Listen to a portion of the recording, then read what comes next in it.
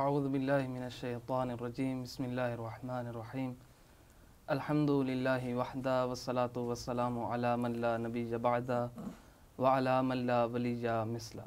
انتہائی معزز ناظرین، السلام علیکم۔ معزز ناظرین، دیار مولا کائنات ادارہ معارف ولایت نجف اشرف کی جانب سے ایک بار پھر آپ تمام ناظرین کو پروگرام فقہی مکالمہ میں خوش آمدید کہتا ہوں۔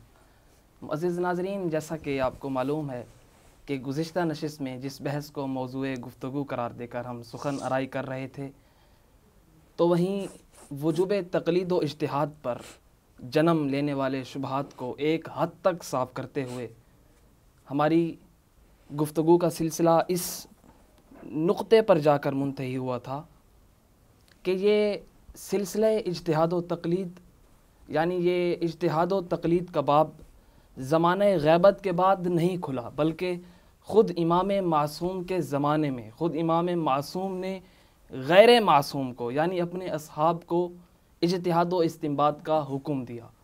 اور صرف اتنا نہیں کہ مولا نے اپنے اصحاب کو اجتہاد و استنباط کا حکم دیا، بلکہ مولا نے اپنے اصحاب میں سے فقاہت کرنے والے فقہا کی مدح سرائی بھی کی، جیسا کہ ایک روایت میں ہمارے پاس ملتا ہے کہ باقر آل محمد علیہ السلام ابان بن تغلب سے فرماتے ہیں، اے ابان اجلس فی مسجد المدینہ وافت الناس فانی احب ان یرا فی شیعتی مثلک۔ مولا کہتے ہیں، اے ابان شہر کی مسجد میں بیٹھ جا، کرنا کیا ہے؟ وہاں بیٹھ کر لوگوں کو فتوے بتا، ان کے شرعی مسائل کے حل بتا، کیونکہ میں باقر آل محمد اس بات کو پسند کرتا ہوں کہ میرے شیعوں کی صف میں تیری مثل فقہا کھڑے نظر آئیں۔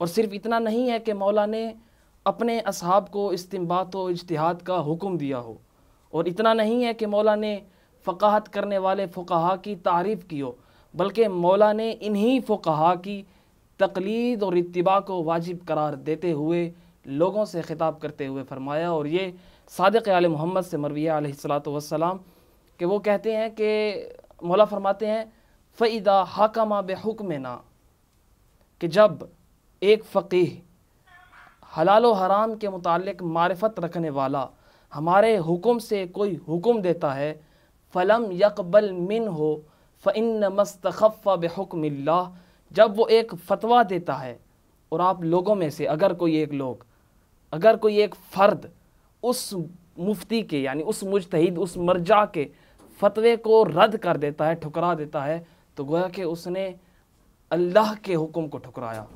اور پھر مولا نے فرمایا کیسے اللہ کے حکم کو ٹھکرایا؟ کہا وَعَلَيْنَا رَدَّ وَالرَّادُّ عَلَيْنَا رَادُّ عَلَى اللَّهِ، کہا اس نے اس طرح سے اللہ کے حکم کو ٹھکرایا کہ اس نے یعنی اس بندے نے فقیہ کے فتوے کو ٹھکرانے سے ہمارے حکم کو ٹھکرایا، اور ہمارے حکم کو ٹھکرانے والا اللہ کے حکم کو ٹھکرانے والا ہے۔ تو ناظرین، انہی شبہات کے سلسلے کو یعنی انہی سوالات کو مزید آگے بڑھاتے ہوئے ہمارے ساتھ گفتگو کرنے کے لیے موجود ہیں حوزہ علمیہ نجف اشرف کے عزیز استاد جناب مولانا تقی ہاشمی صاحب۔ تو آئیے ان سے گفتگو کرتے ہیں۔ السلام علیکم آپ صاحب۔ وعلیکم السلام ورحمۃ اللہ۔ آپ سب کیسے مزاج ہیں؟ الحمدللہ، آپ کی دعائیں۔ سلامت رہیں آپ سب، ایک بار پھر خوش آمدید کہتا ہوں۔ بہت شکریہ جی۔ آپ صاحب، جیسا کہ ہماری گفتگو چل رہی تھی بحث تقلید کے متعلق اور ہم شبہات بیان کر رہے تھے اور آپ ماشاءاللہ رد پیش کر رہے تھے، تو انہی شبہات میں سے ایک شبہ یا ایک سوال یہ بھی کیا جاتا ہے کہ امام زمان علیہ السلام کی توقیع میں جو مولا نے ایک اپنے شیعوں کے نام تحریر فرمائی ایک توقیع، اس میں مولا نے یہ لکھا ہے کہ اما الحوادث الواقعہ فرجعوا فیہا الی روات حدیثنا، یعنی کہ مولا یہ کہہ رہے ہیں کہ جب آپ کو آئے دن مختلف مسائل کا سامنا ہو تو آپ نے ہمارے حدیث کے راویوں یعنی فرجعوا الی روات یعنی راویوں کی طرف رجوع کرنا ہے۔ اور اسی طرح سے جیسے ابان بن تغلب کا بھی میں نے بھی ایک بتایا کہ وہ بھی ایک راوی تھے کہ جو فتویٰ دیا کرتے تھے، تو پھر ابان بن تغلب بھی راوی تھے، مولا اپنی توقیع میں بھی راویوں کا ذکر کر رہے ہیں، تو یہ مجتہدین اور فقہا یہ کہاں سے مطلب سلسلہ سٹارٹ ہو اور یہ کیا ہے، مطلب ان کے بارے میں کیا کہیں گے آپ؟ بہت اچھا سوال ہے۔ اعوذ باللہ من الشیطان الرجیم، بسم اللہ الرحمن الرحیم، الحمدللہ رب العالمین، والصلاة والسلام علی محمد وآل محمد، واللعنۃ الدائمۃ علی اعداء محمد وآل محمد، اما بعد، وفقنا اللہ وإیاکم للعلم والعمل الصالحین ان شاء اللہ تعالی۔ رب یسر ولا تعسر وتمم بالخیر۔ سوال کو اگر میں مزید کھولنا چاہوں تو یوں ہوگا کہ ہم یوں کہیں کہ مولا کا یہ حکم ہے کہ راویوں کی طرف رجوع کرو، جی تو فقہا کی طرف رجوع کرنا، مجتہدین کی طرف رجوع کرنا، راویوں کی طرف رجوع کرنا نہیں ہے، کیونکہ مجتہد راوی نہیں ہوتا، مجتہد ایک مفتی ہوتا ہے جو کہ فتویٰ دیتا ہے۔ صحیح۔ تو لہٰذا ہمیں کیا کرنا چاہیے کہ کتابیں اٹھائیں احادیث کی، روایات کی، اس میں جو راوی نقل کر دے اس راوی کی بات کو ہم قبول کر لیں، تو یہ ہوگا راویوں کی طرف رجوع کرنا۔ صحیح۔ لہٰذا یہ جو نظام مرجعیت ہے، تقلید ہے، فقہا کا یہ جو سسٹم ہے، یہ سارا ایک کہانی بن جاتا ہے، اس کے علاوہ اس کی حقیقت نہیں بنتی۔ اس سوال کی جو گنجائش بنی ہے وہ اس وجہ سے بنی ہے چونکہ ہم جو لفظ روات ہے اس کی معانی اور اس کی حقیقت سے آگاہ نہیں ہیں۔ اگر ہم یہ دیکھیں کہ روات جو ہے وہ راوی کی جمع ہے، تو ہم یہ دیکھیں کہ راوی کہتے کسے ہیں۔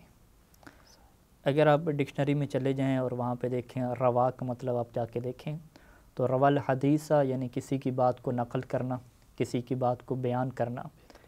اگر آپ میری گفتگو کو آگے نقل کر رہے ہیں تو آپ راوی کہلائیں گے، میری بات کو نقل کرنے والا میرا راوی کہلائے گا۔ صحیح۔ اب فرض کریں کہ اگر کوئی آپ سے آ کے مسئلہ پوچھتا ہے کہ آپ ہمیں بتائیے کہ فقہ آل محمد میں وضو کا کیا طریقہ ہے، تو آپ کے پاس دو طریقے ہیں اسے بتانے کے۔ پہلے تو یہ ہے کہ آپ کہیں کہ نہیں بھی میں تو نہیں بتاتا، میں تو آپ کے سامنے فقط روایت رکھوں گا۔ صحیح۔ اور آپ اسے کہیں کہ ایک دفعہ مولا علیہ السلام تشریف فرما تھے، وہ وضو والی کیا پڑھیں، پوری روایت پڑھیں۔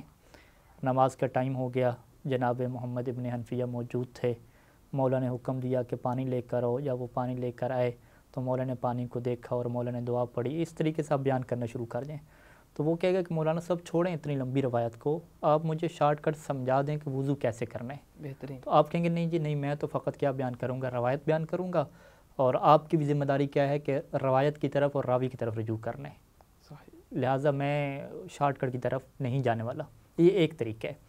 دوسرا طریقہ جو آسان ہے اور جو مناسب ہے اور اس کی عقل اور اس کی حیثیت کے مطابق ہے کہ آپ شارٹ کٹ میں اسے وضو کا طریقہ بتلا دیں۔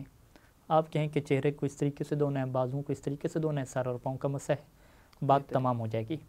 دونوں میں آپ نے کیا کیا؟ دونوں میں آپ نے امام کی بات کو نقل فرمایا، جو امام نے طریقہ بتلایا تھا، وضو کا طریقہ سکھایا تھا، آپ نے وہی پہنچایا ہے، وہی آپ نے نقل کیا ہے۔ فرق یہ ہے کہ پہلے انداز میں آپ نے بالکل انہی الفاظ کو آپ نے نقل کیا، صحیح۔ اور دوسرے میں آپ نے امام کے الفاظ کو چھوڑ دیا، اپنے الفاظ میں امام کا جو معنی اور مفہوم ہے اس کو آپ نے پہنچایا۔ بہترین۔ اور اسی وجہ سے کہتے ہیں کہ جو روایت ہے وہ دو طرح سے ہوتی ہے۔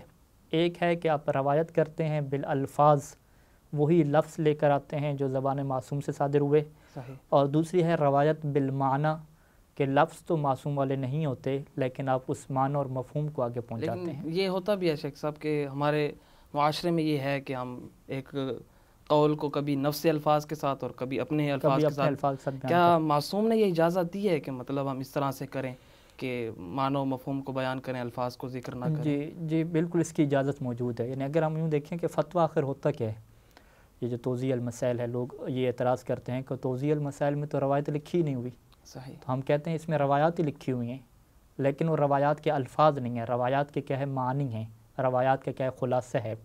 جو فقیر نے محنت کی ہے ساری زندگی محمد و آل محمد کی روایات کو پڑھا، پرکھا، سمجھا، اس کو شارٹ کٹ الفاظ میں، آسان الفاظ میں توضیح المسائل میں لکھ دیا۔ صحیح۔ بس توضیح المسائل معصوم کی روایات کا مجموعہ ہے، لیکن وہ روایات کے الفاظ نہیں ہیں، روایات کے معنی ہیں۔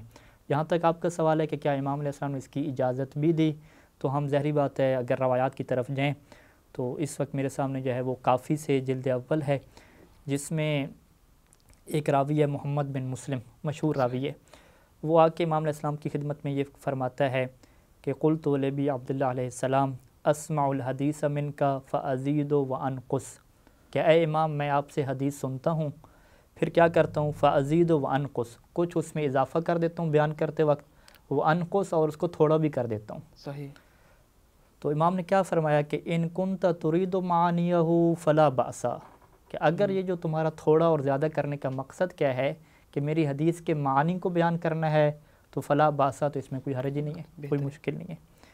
اور امیر المومنین علیہ السلام سے روایت ہے کہ امام یہ فرماتے تھے کہ اعقل الخبر اذا سمعتموہ عقل رعایت لا عقل روایت، کہ جب بھی کوئی بات، جب بھی کوئی خبر، کوئی بھی کوئی حدیث سنو تو اسے عقل پہ پرکھ لیا کرو، اسے سمجھ لیا کرو، یہ نہیں کہ جیسے سنا اور اسے اسی ویسے کیا بیان کرتے گئے۔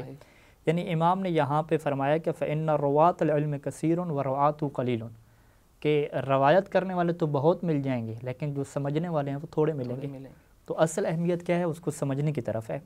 ہم وسائل الشیعہ میں جائیں، تیسری روایت آپ کی خدمت میں، کہ ایک راوی ہے، اس نے بھی امام صادق علیہ السلام سے یہ عرض کی کہ اسمع الحدیث منک فلعلی لا ارویہ کما سمعتہ، کہ میں آپ سے حدیث سنتا ہوں، فلعلی تو شاید کیا ہے میں اس طریقے سے روایت نہ کروں، اس طریقے سے اس سے آگے نقل نہ کروں، کما سمعتہ کہ جیسے میں نے اسے سنا ہے۔ تو امام نے کیا فرمایا کہ اذا اصبت الصلب منہ فلا بأس، کہ اگر تم میری روایت کے معنی اور صلب مطلب تک پہنچ چکے ہو تو فلا بأس، پھر حرج نہیں ہے۔ کیوں حرج نہیں ہے؟ پھر مانو ایک اس کی مثال بھی دی، کہتے ہیں کہ یہ ایسے ہی ہے کہ جیسے آپ عربی میں تعال بھی کہتے ہیں، حلمہ بھی کہتے ہیں، اقعد بھی کہتے ہیں، اجلس بھی کہتے ہیں۔ تو یہ چاروں الفاظ ہیں، تعال ادھر آ جاؤ، اقعد بیٹھ جاؤ، اجلس بیٹھ جاؤ، الفاظ مختلف ہیں، معنی ایک ہے۔ تو اگر معنی ایک ہے تو اس میں کیا کوئی حرج نہیں ہے۔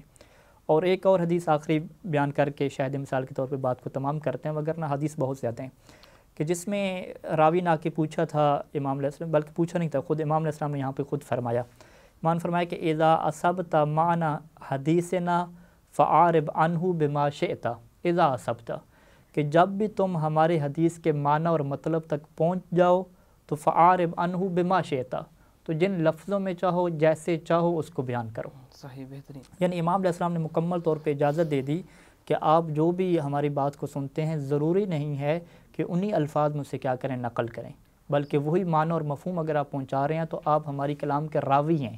تو یہ نہیں کہا جائے گا کہ وہ راوی نہیں ہے۔ یعنی کہ کسی بھی ہم راوی سے مطلب ظاہر یہ ہو رہا ہے کہ حکم شرعی یا اپنا مسئلہ حاصل کر سکتے ہیں، یعنی مسئلے کا جواب لے سکتے ہیں، جواب لے سکتے ہیں اگر وہ روایت امام علیہ السلام۔ اب یہی سوال آپ نے کیا تھا نا کہ آج کے جو فقہا اور مجتہد ہیں کیا یہ راوی نہیں ہیں؟ صحیح۔ تو ہم کہیں گے کہ کیا یہ فقہا امام کی کلام کو اپنی توضیح المسائل میں نہیں بیان کر رہے؟ امام کی کلام کے الفاظ کو تو بیان نہیں کر رہے، معنی اور مفہوم کو بیان کر رہے ہیں۔ کیا معنی اور مفہوم کو بیان کرنے والا راوی نہیں ہوتا؟ راوی ہوتا ہے۔ جب امام السلام خود فرما رہے ہیں کہ جب تمہیں ہماری کلام کا مطلب پتہ چل جائے تو جیسے چاہو اسے بیان کرو، جیسے چاہے اسے روایت کرو۔ تو آج کا فقیہ اور آج کا فقہا بھی راویان میں سے ہے، اس میں کوئی فرق نہیں ہے۔ کسی بھی راوی سے لے سکتے ہیں کہ ہم حکم شرعی کسی، چاہے اس زمانے کا ہو یا ما سلف روات میں سے ہو یا مطلب مجتہد ہو غیر مجتہد ہو، کسی بھی راوی سے لے سکتے ہیں، ظاہر یہ ہو رہا ہے۔ تو پھر ہم نے یہ خاص ایک طبقہ کیوں کر دیا اس کام کے لیے کہ فقہا نے ہی فتویٰ بتانا ہے، انہوں نے ہی مسائل حل کرنے ہیں؟ اس کے بارے میں آپ کیا کہیں گے؟ جی یہ بھی اچھا سوال ہے کہ جب ہم نے کسی بھی راوی کی طرف جانا ہے تو ہم کتابیں اٹھائیں، وہ پڑھتے جائیں۔ یہ فقہا، کچھ لوگ فقہا بنے، مولانا بنے، پھر لوگ ان کی طرف جا کے پوچھیں، یہ سسٹم ہی سارا ختم ہو جانا چاہیے۔ اس سوال کی بنیادی وجہ یہ ہے کہ ہم یہ سمجھ رہے ہیں کہ جو راوی بیان کرتا ہے وہ بالکل سچ اور حق بیان کرتا ہے، لہٰذا ہم کسی بھی راوی کی طرف چلے جائیں گے تو وہ درست ہو جائے گا۔ حالانکہ اگر ہم دیکھیں، غور کریں کہ ہر راوی صحیح بیان نہیں کرتا۔ راوی تو کیا ہے، ایک بات کو بیان کرنے والا کہ جس نے رٹا لگایا امام کی بات کا۔ جس طریقے سے ہمارے نزدیک ہر حافظ قرآن معتبر نہیں ہے، ہر قاری قرآن معتبر نہیں ہے، اسی طریقے سے ہر راوی روایت بھی کیا معتبر نہیں ہے، اس کی بھی بہت ساری شرائط ہیں۔ اور ہم اپنی طرف سے کچھ نہیں بیان کرتے، نہج البلاغہ کی طرف جاتے ہیں، مولا امیر علیہ السلام کے کلام کو ہم کیا ہے نقل کرتے ہیں، کہ جس میں امام علیہ السلام یہ بیان کر رہے تھے کہ لوگوں کے پاس جو روایات ہیں، ہماری اخبار ہیں، ان میں اختلاف موجود ہے۔ یعنی ایسا نہیں ہے کہ ہم یہ کہیں کہ جس طریقے سے توضیح المسائل ایک بڑے مرتب طریقے سے لکھی گئی ہے، اسی طریقے سے امام علیہ السلام کی کوئی روایت کی کتاب ہے، وہ بھی شروع سے لے کر طہارت کے مسائل سے لے کر میراث تک بڑی ترتیب کے ساتھ اور بغیر کسی اختلافی بات کے لکھی گئی ہے۔ ایسا نہیں ہے، کوئی بھی آپ حدیث کی کتاب اٹھاتے ہیں اس میں اختلاف موجود ہے روایات میں۔ اور یہ خود معصوم کے زمانے میں تھا، ایسا نہیں ہے کہ یہ نیا اختلاف پیدا ہوا، خود مولا امیر علیہ السلام رسول خدا کا زمانہ ہے موجود ہے، وہاں پہ اختلاف موجود تھا۔ اور یہ مفتی جعفر مرحوم علی اللہ مقامہ، خدا ان کے درجات بلند فرمائے، ان کے ترجمہ کے مطابق خطبہ نمبر 208 بنتا ہے۔ خطبہ نمبر 208 ہے کہ جس میں امام علیہ السلام یہ بیان فرما رہے ہیں کہ لوگوں کے ہاتھ میں جو اخبار ہیں اس میں جو اختلاف موجود ہے اس کی کیا وجہ ہے۔ مولانا نے اس خطبے کی ابتدا یوں فرمائی کہ ان فی عید الناس حقا و باطلا و صدقا و کذبا و ناسخا و منسوخا و عاما و خاصا و محکما و متشابہا و حفظا و وہما، کہ لوگوں کے ہاتھ میں جتنی بھی احادیث ہیں اس میں حق بھی ہے، باطل بھی ہے، سچ بھی ہے، جھوٹ بھی ہے، ناسخ بھی ہے، منسوخ بھی ہے، عمومی باتیں بھی ہیں، استثنائی باتیں بھی ہیں، پختہ باتیں بھی ہیں، متشابہ باتیں بھی ہیں، کچھ ایسی باتیں ہیں کہ جو راویوں کو حفظ تھیں، کچھ ایسی باتیں ہیں کہ جن کو راویوں نے خیال اور وہم کیا تھا وہ بھی شامل ہو چکی ہیں۔ اور پھر فرمایا مولانا نے کہا کہ یہ ایسا کیوں ہے؟ یہ اس وجہ سے ہے کہ لقد کذب علی رسول اللہ صلی اللہ علیہ وآلہ علی عہدہ، کہ خود رسول کے عہد اور خود رسول کے زمانے میں لوگوں نے رسول خدا کے اوپر جھوٹ باندھنا شروع کر دیا، حتی قام خطیباً، یہاں تک کہ ایک دفعہ رسول خدا خطیب بن کر کھڑے ہو گئے اور فرمایا کہ من کذب علی متعمداً فلیتبوأ مقعدہ من النار، کہ جو بھی میرے اوپر جھوٹ بولے گا اس کا ٹھکانہ جہنم ہے۔ یعنی یہ جھوٹ کا جو سلسلہ ہے یہ کب سے شروع ہو گیا؟ خود پیغمبر اسلام کی زندگی میں شروع ہو چکا تھا یہ سلسلہ۔ اور پھر مولانا نے ایک قاعدہ کلیہ دیا، اصول دیا۔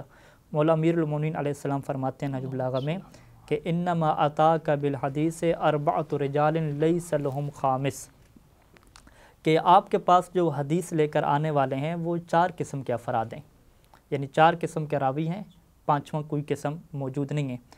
پہلی قسم کیا ہے؟ منافقین کی ہے، کہ رجل منافق، کہ ایک راوی ایسا ہے کہ جو منافق ہے، مظہر للایمان متصنع بالاسلام، ایمان کا اظہار کرنے والا ہے، ظاہری طور پہ اسلام کا لبادہ اوڑے ہوئے ہے، حالانکہ حقیقت میں کیا ہے؟ لا یتعصم ولا یتحرج یکذب علی رسول اللہ متعمداً، اسے کوئی حرج نہیں ہے، اسے کوئی گناہ فیل نہیں ہوتا کہ وہ رسول خدا پہ جان بوجھ کے کیا جھوٹ بولتا ہے۔ پھر مولانا نے فرمایا کہ فَلَوْ عَلِمَ النَّاسُ أَنَّهُ مُنَافِقٌ كَاذِبٌ لَمْ يَقْبَلُوا مِنْهُ، اگر لوگوں کو پتہ چل جاتا کہ یہ راوی منافق ہے، یہ راوی کاذب ہے، جھوٹ بولنے والا ہے، تو لوگ اس سے نہ لیتے بات، وَلَمْ يُصَدِّقُوا قَوْلَهُ، اور اس کی کسی حدیث کی تصدیق تک نہ کرتے۔ لیکن ہوا کیا کہ لوگوں کو پتہ نہیں ہے، وَلَكِنَّهُمْ قَالُوا صَاحِبُ رسول اللہ سَمِعَ مِنْهُ وَلَقِفَ عَنْهُ فَيَأْخُذُونَ بِقَوْلِهِ، لوگوں کو پتہ نہیں ہے، وہ تو کہتے ہیں کہ صاحب رسول اللہ، یہ تو رسول خدا کا صحابی ہے، انہی سے سنتا تھا، لہٰذا یہ جھوٹ کیسے بولے گا؟ تو یہ پہلی قسم ہوگی کہ ہم نے پہچاننا ہے کہ کیا یہ کاذب تو نہیں ہے، منافقون کی کیا ہے پہلی قسم۔ دوسری قسم کیا ہے کہ جو غلطی کرنے والے ہیں، خاطئون۔ وَرَجُلٌ سَمِعَ مِن رسول اللہ شَيْئًا لَمْ يَحْفَظْهُ عَلَى وَجْهِهِ، کہ ایک ایسا راوی بھی ہے کہ جس نے رسول خدا سے حدیث سنی لیکن لم يحفظه على وجهه، اس کو مکمل طور پہ یاد نہیں رکھ سکا، فواہمہ، اسے وہم ہو گیا اس حدیث میں، ولم يتعمد كاذبا، اور اس نے جان بوجھ کے کیا جھوٹ نہیں بولا، بھول گیا تھا، وہم ہو گیا اسے، ٹھیک ہے۔ تو وہ کہتا کیا ہے لوگوں کے کہ انا سمعتہ من رسول اللہ، کہ میں نے رسول خدا سے اس طریقے سے سنا ہے۔ پھر مولا فرماتے ہیں کہ فلو عالم المسلمون انہ وہم فیہ، اگر مسلمانوں کو یہ پتہ چل جاتا کہ یہ تو بھول رہا ہے، اس کو تو وہم کا شکار ہو گیا ہے، یہ تو حفظ کر ہی نہیں پایا، تو لم یقبلوا منہ، تو لوگ اس سے بھی کیا حدیث لینا چھوڑ دیتے۔ دو ہو گئے۔ تیسرا فرمایا کہ ایک ہے اہل شبہ افراد ہیں، یعنی شبہ ہو جاتا ہے۔ وَرَجُلٌ ثَالِثٌ سَمِعَ مِن رسول اللہ شَيْئًا يَأْمُرُ بِهِ، کہ ایک ایسا بندہ ہے کہ جس نے رسول خدا سے ایک ایسی حدیث سنی کہ جس میں رسول خدا حکم دے رہے تھے، ثم انہ نہا عنہ وہو لا یعلم، پھر ہوا کیا کہ بعد میں رسول خدا نے اس کو منع کر دیا، یعنی پہلے حکم دیا ناسخ، پہلے حکم دیا یعنی وہ منسوخ بن گئی، بعد میں جب اسے منع کر دیا تو وہ ناسخ آ گیا بعد میں۔ تو اس بندے نے کیا ہے بعد میں سنا ہی نہیں اس بات کو، یا او سامعہ ینہا عن شیئن، یا اس نے سنا کہ رسول خدا کسی بات سے منع فرما رہے تھے اور بعد میں کیا ہے کچھ اجازت دے دی کسی مورد میں، وہو لا یعلم، اور اس کو پتہ ہی نہیں تھا۔ فحافظ المنسوخ ولم یحفظ الناسخ، محفوظ اس سے جو منسوخ تھا وہ تو یاد رہ گیا لیکن ناسخ کو کیا یہ بھول گیا۔ اب یہ بندہ کیا ہے لوگوں کو وہی منسوخ بتا رہے۔ تو امام مولا کیا فرماتے ہیں کہ لو علم المسلمون اذا سمعوا منہ انہ منسوخ لرفضوہ، اگر مسلمانوں کو یہ پتہ چل جاتا کہ یہ جو روایت نقل کر رہا ہے وہ منسوخ ہو چکی ہے، اس کے کچھ استثنائی مورد آ چکے ہیں، تو لوگ اس راوی سے حدیث لینا بھی چھوڑ دیتے۔ تو یہ کتنی قسمیں ہو گئی؟ پہلی منافقوں کی ہو گئی، دوسرے غلطی کرنے والے ہیں، اور تیسرے کیا ہے کہ جن کو شبہ ہو گیا، پتہ نہیں چلا کہ بعد میں کیا ہے اس کو ناسخ آ گیا، بعد میں اس کا کوئی خاص آ گیا۔ چوتھی قسم ہے کہ وآخر و رابع، اور آخری قسم جو ہے وہ چوتھی ہے کہ لم یکذب علی اللہ ولا علی رسولہ، کہ جو نہ اللہ پہ جھوٹ بولتے ہیں، نہ رسول خدا پہ جھوٹ بولتے ہیں، اور مبغض للکذب خوفا من اللہ، کہ یہ جھوٹ سے ایسے نفرت کرتے ہیں کہ گویا کہ ان کے دل میں اللہ کا خوف ہے اور اللہ کے رسول کی عظمت ہے۔ ولم یہم، یہ ایسے راوی ہیں کہ جنہیں وہم بھی نہیں ہوتا، بل حافظ ما سمع علی وجہی، بلکہ یہ روایت کے پورے حافظ ہیں، اسی طریقے سے حافظ ہیں کہ جیسے انہوں نے سنا ہے۔ فجاء به علی ما سمعه لم یزد فیہ ولم ینقص فہو حافظ ناسخ فعمل به، ان کو یہ بھی پتہ ہے کہ ناسخ کون سا ہے، اس کے اوپر انہوں نے عمل کیا۔ وعارف الخاص والعام والمحکم والمتشابہ فوضع کل شیء موضعہ، یہ وہ راوی ایسا ہے کہ جسے یہ بھی پتہ ہے کہ کون سی حدیث عام ہے، کون سی خاص ہے، کون سی محکم ہے، کون سی متشابہ ہے، اور یہ ہر حدیث کو اس کے مقام پہ رکھ کے روایت کرنے والا ہے۔ صحیح، بہترین۔ لیکن آصف یہ جو آپ عام اور خاص کا بیان کر رہے ہیں کہ بھئی ایک روایت عام ہوتی ہے اور ایک خاص ہوتی ہے، یہ خاص روایت اس عام کے دائرے کو تنگ کر دیتی ہے، یعنی یہ مخصص بنتی ہے، اور یہی عام اور خاص کا علم ہونا یا نہ ہونا روایت کی صحت یا عدم صحت کا موجب بنتی ہے، یعنی یہ علم ہونا یا نہ ہونا اس کی صحت یا عدم صحت کا موجب بنتا ہے۔ اس کو ذرا مثال سے آپ واضح کر دیں تو ذرا۔ جی بالکل، یعنی چوتھی قسم راوی کی ایسی ہے کہ جسے سارا پتہ ہے کہ کون سی روایت عام ہے، کون سی خاص ہے، کون سی ناسخ ہے، کون سی منسوخ ہے، تو یہ وہ راوی ہے کہ جس کے بارے میں مولا فرما رہے ہیں کہ اس سے حکم لینا ہے۔ تو اگر ہم پہلے سوال کی گفتگو کو مکمل کریں کہ ہر راوی سے آپ نے چیز نہیں لینی، بلکہ مولا نے 4 راوی بتائے جن میں سے 3 کو کیا شمار کیا کہ ان سے بات نہیں لینی، یعنی اگر ہم 4 اور 3 کی نسبت بنائیں تو عربی میں سے رب کہتے ہیں، ہم کیا کہیں گے 25%، کہ 25% راوی ایسے ہیں کہ جو درست ہیں، 75% مولا علیہ السلام کی نگاہ میں درست نہیں ہیں، لہذا اس کی پہچان آپ لوگوں نے خود کرنی ہے۔ اب اس نقطے کو کہ وہ کیسے ہوتا ہے کہ ایک روایت عام ہو ایک خاص ہو، ہم اس کو جو ہے وہ پریکٹیکل کیا ہے سمجھتے ہیں وضو کے کیا بارے میں۔ اب وضو میں کتنے دفعہ چہرے کو دھونا ہے، کتنے دفعہ ہاتھوں کو دھونا ہے، اس بارے میں کیا مختلف روایات ہیں، تقریباً 6 طرح کی روایات ہیں، اور ہم جلدی جلدی جو ہے وہ 4 قسم کی کیا ہے روایات بیان کریں گے۔ سب سے پہلے جو اگر ہم وسائل الشیعہ میں چلے جائیں اور آپ وضو کے کیا ہے ابواب کھول لیں، تو پہلی روایت کیا ہے کہ جس میں امام صادق علیہ السلام فرماتے ہیں، قال الصادق واللہ ما کان وضوء رسول اللہ الا مرۃ مرہ، کہ اللہ کی قسم رسول خدا کا وضو کرنا فقط ایک دفعہ تھا، یعنی ایک دفعہ دھونا تھا اس میں۔ اور پھر مولا فرماتے تھے کہ یہ جو ایک دفعہ دھونا ہے وضو، یہی وضو ہے۔ فقال ھذا وضوء لا يقبل اللہ الصلاۃ الا بہ، یہی وضو ہے، اسی سے اللہ کیا ہے نماز قبول کرتا ہے۔ اور پھر مولا فرماتے تھے کہ من تعدی فی وضوئہ، کہ جو اپنے وضو میں زیادہ کرتا ہے، یعنی ایک دفعہ دھونے کی بجائے 2 دفعہ دھو دیتا ہے، تو کان کناقض ہی، وہ ایسے ہے کہ جیسے اس نے اپنے وضو کو توڑ دیا ہے۔ اب یہ روایات 3 قسم کے آپ کے سامنے بیان کر دی ہیں، 3 روایات ہیں، تینوں کا مطلب کیا ہے کہ رسول خدا صلی اللہ علیہ وآلہ وسلم ایک دفعہ وضو میں دھوتے تھے۔ صحیح۔ اب آگے چلیں، اب اسی باب میں اسی کیا ہے باب کے اندر آپ کو مختلف روایتیں ملیں گی۔ دوسری روایت کیا ہے کہ جس میں امام صادق علیہ السلام، یعنی یہ وہ پہلی روایت بھی امام صادق علیہ السلام سے تھی، یہ روایت بھی امام صادق علیہ السلام سے ہے۔ فرمایا کہ فرض اللہ الوضوء واحدۃ واحدۃ ووضع رسول اللہ للناس اثنتین، کہ اللہ نے وضو میں تو ایک دفعہ دھونا فرض کیا ہے، لیکن رسول خدا نے لوگوں کے لیے 2 دفعہ قرار دیے۔ اور پھر یہاں پہ کیا فرماتے تھے کہ فقط توضأ رسول اللہ اثنتین، کہ بتحقیق رسول خدا نے 2 دفعہ دھویا ہے، یعنی پہلے روایت میں وہی روایت امام صادق علیہ السلام سے ہے، وہاں پہ اللہ کی قسم کھا کے امام فرما رہے ہیں کہ 1 دفعہ دھوتے تھے، اب اس روایت میں کیا فرما رہے ہیں کہ 2 دفعہ دھوتے تھے۔ اب اس میں سے کون سی روایت ناسخ ہے، کون سی منسوخ ہے، اس کا علم کیسے ہوگا؟ جب ہم دونوں کی روایتوں کے راویوں کو دیکھیں گے کہ کون سا راوی اس کا درست ہے، کون سا درست نہیں ہے، پھر پتہ چلے گا۔ اور پھر آپ مزید آگے چلیں، ایک تیسری روایت ہے کہ جو ان دونوں سے مختلف ہے، اس میں امام کیا فرماتے ہیں کہ الوضوء واحدۃ فرض، کہ وضو میں 1 دفعہ دھونا واجب ہے، واثنتان لا یؤجر، دوسری دفعہ دھونے پہ ثواب بالکل نہیں ملے گا، والثالثۃ بدعۃ، تیسری دفعہ دھونا بدعت اور حرام ہے۔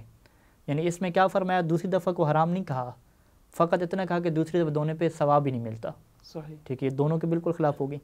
چوتھی طرز کی آپ کو روایت یہ بھی مل جائے گی کہ رویہ ان مرتین افضل، یہ بھی روایت کی گئی ہے کہ 2 دفعہ دھونا کیا افضل ہے۔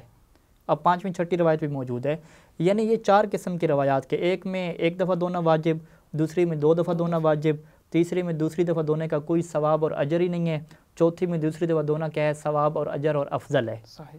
اب ان 4 روایات میں سے کون سی عام ہے، کون سی خاص ہے، کون سی ناسخ ہے، کون سی منسوخ ہے، کون سی محکم ہے، کون سی متشابہ ہے، اس کا پتہ کیسے چلے گا؟ اس کا پتہ تب چلے گا جب مولا امیر علیہ السلام کے آپ کلام کی طرف جائیں گے کہ دیکھو 75% جو راوی ہیں وہ درست نہیں ہوتے، فقط 25% راوی آپ کے پاس ایسے ہیں کہ جنہیں صحیح پتہ ہوتا ہے کہ عام کیا اور خاص کیا۔ بہترین۔ لہٰذا راویوں کو دیکھنا پڑے گا، تب جا کے آپ چلیں گے۔ لہٰذا اگر آپ کہتے ہیں کہ بھی عوام کو ہم کہتے ہیں کہ وہ راویوں کی طرف خود ہی چل پڑیں تو بہت زیادہ غلطی میں مبتلا ہو جائیں گے۔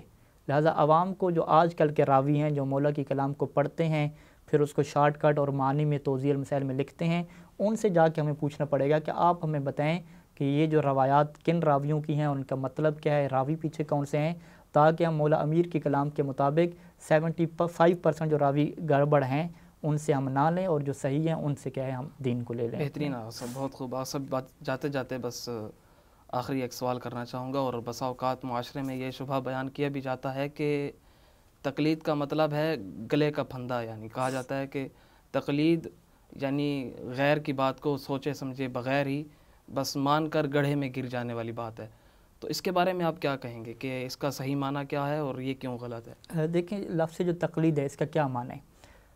ہم کسی بھی چیز کا اگر معنی اور مفہوم کے بارے میں گفتگو کرتے ہیں تو ہم یہ طے کرتے ہیں کہ آپ اس سے ڈکشنری والا معنی مراد لے رہے ہیں یا جو فقہ میں اس کا مطلب ہے آپ وہ مراد لے رہے ہیں۔ آپ پہلے طے کریں۔ جیسے ہم کہیں کہ لفظ جو زکوٰۃ ہے، ڈکشنری میں اس کا کیا مطلب ہے؟ پاک کرنا۔ صحیح۔ فقہ میں مطلب کیا ہے؟ زکوٰۃ دینا، وہ جو پیسوں کی زکوٰۃ ہے۔ حج کا مطلب ڈکشنری میں کیا ہے؟ ارادہ کرنا۔ فقہ میں کیا مطلب ہے؟ وہ جو ہم حج کرتے ہیں۔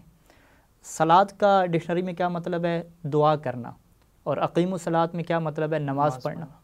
تو ڈکشنری کے مطلب الگ ہوتے ہیں اور فقہ کے مطلب الگ ہوتے ہیں۔ اب یہ جو تقلید ہے اس کا ڈکشنری میں کیا مطلب ہے اور فقہ میں کیا مطلب ہے، دونوں کو ہمیں الگ الگ دیکھنا پڑے گا۔ اگر آپ تقلید کو ڈکشنری میں دیکھتے ہیں، عربی ڈکشنری میں دیکھتے ہیں، تو اس کا ایک معنی نہیں ہے، اس کے بہت زیادہ معنی ہیں۔ 3 اس کے کیا مشہور معنی ہیں، 3-4 مشہور معنی۔ پہلا معنی یہی جو آپ نے کہا کہ کسی کے گلے میں کوئی پٹا ڈالنا، رسی ڈالنا، اسے بھی تقلید کہتے ہیں۔ جس طرح قرآن مجید میں اس پٹے کو قلید کہا جاتا تھا جو قربانی کے جانوروں کے گلے میں ڈالا جاتا تھا، اور اس کے گلے میں بٹا ڈالنے کو قلدہ کہتے تھے، یعنی کسی کے گلے میں پٹا ڈالنا، اسے کیا کہتے ہیں؟ تقلید کہتے ہیں۔ دوسرا معنی بھی اس کا ہے کسی کی اتباع کرنا، پیروی کرنا، اطاعت کرنا، اسے بھی تقلید کہتے ہیں۔ تیسرا بھی اس کا معنی ہے کسی کی گردن پہ ذمہ داری ڈالنا، اسے بھی تقلید کہتے ہیں۔ صحیح۔ اور چوتھا بھی اس کا معنی ہے کہ تلوار کو تیز کرنا، اس کو بھی تقلید کہتے ہیں۔ تو اب آپ کو دیکھنا پڑے گا کہ آپ تقلید سے کون سا مطلب آپ مراد لے رہے ہیں، اور یہ چاروں مطلب کیا ہیں روایات میں کیا ہیں استعمال ہوئے ہیں۔ یہ سب سے پہلے میں آپ کے سامنے روایات رکھتا ہوں، کافی سے ہیں، کہ جس میں جو ہے وہ راوی یہ بیان کرتا ہے ابن مسلم کہ ہم امام رضا علیہ السلام کے ساتھ تھے اور جمعہ کے روز ہم ایک جگہ پہ جمع ہوئے، اور امام علیہ السلام نے وہاں پہ کیا ہے بیان کرنا شروع کیا کہ اللہ نے جو ہے وہ نظام امامت رکھا، اور یہ نظام امامت جو ہے وہ پہنچا۔ پھر کیا ہوا کہ فکانت لہو خاصتاً، یہ امامت جو تھی وہ پیغمبر اسلام صلی اللہ علیہ وآلہ وسلم کے لیے خاص تھی، جو حضرت ابراہیم سے چلتی چلتی یہاں تک پہنچی۔ فقلدها علیًا، پھر رسول خدا نے تقلید کی علی علیہ السلام کی۔ اب یہاں پہ لفظ تقلید کا کیا مطلب ہے؟ فقلد علیًا، یعنی مولا علی یعنی رسول خدا نے علی علیہ السلام کے گلے میں پٹا ڈال دیا، یہ مطلب تو نہیں ہے۔ یہاں پہ کیا مطلب ہے کہ امامت کو علی علیہ السلام کی ذمہ ڈال دیا، یعنی ان کی ذمہ داری پہ رکھ دیا کہ اب یہ جو ذمہ داری امامت کی ہے یہ آپ کی ہم گردن پہ ڈالتے ہیں، یہاں پہ یہ مطلب ہے۔ اگلی روایت میں جائیں کہ جس میں جو ہے وہ اصول کافی میں آپ چلے جائیں، الکافی میں، کہ جس میں جو ہے وہ امام علیہ السلام کے حالات بیان کر رہے تھے کہ امامت کیسے کہتے ہیں، ائمہ کی صفات کیا ہوتی ہیں، اور وہاں پہ چلتے چلتے جب یہاں پہ امام علیہ السلام پہنچے کہ وصار امر اللہ علیہم بعد ہی، کہ ایک امام کے چلے جانے کے بعد جو اللہ کا امر ہے وہ دوسرے امام تک پہنچ گیا۔ وقلدہ دینہ، تو پھر کیا کیا؟ وقلدہ دینہ، پھر اللہ نے اس امام کی تقلید کی، دینہ اپنے دین میں، یعنی اللہ نے امام کی تقلید کی۔ وقلدہ دینہ، یہاں تقلید کا کیا مطلب ہے؟ یعنی اللہ نے امر امامت کو اس امام کی ذمہ داری پہ رکھ دیا، یہاں پہ قلدہ کا یہ مطلب ہے۔ اسی طریقے سے آپ آگے چلے جائیں، اصول کافی میں جو ہے وہ زکوٰۃ کے جو ابواب ہیں کہ مال کی زکوٰۃ نکالنی ہے، یہاں پہ کیا کہتے ہیں کہ جو بندہ زکوٰۃ نہیں دیتا اپنی زمین کے حصے کی تو قیامت کے دن کیا ہوگا؟ قلدہ اللہ تربت ارضہ، کہ قیامت کے دن اللہ اس بندے کی تقلید کرے گا۔ اللہ اس بندے کی تقلید کیسے کرے گا؟ یہاں تقلید کا کیا مطلب ہے؟ یہاں پہ یہ ہے کہ اس زمین کو توق بنائے گا ہار کی شکل میں اور اس کی گردن پہ ڈال دے گا، یہاں پہ وہ ہار بنانے کے معنی میں آ گیا۔ اور اسی طریقے سے آپ آگے چلیں کہ جو ہے وہ امام علیہ السلام یہ فرماتے تھے کہ اذا کانت التقیۃ فلا تقنط، کہ جب تقی کا مورد ہو تو آپ قنوت نہ پڑھا کرو. وانا اتقلد ھذا، میں بھی اسی کی تقلید کرتا ہوں. تو یہاں تقلید کس معنی میں ہے؟ اتباع، کہ میں بھی اسی طریقے کی اتباع کرتا ہوں. آگے اب مزید روایات میں چلیں کہ وقد قلد محمد رسول اللہ عتاب ابن سعید احکامکم و مصالحکم، تفسیر امام حسن عسکری علیہ السلام میں، کہ رسول خدا نے عتاب ابن اسید کی تقلید کی.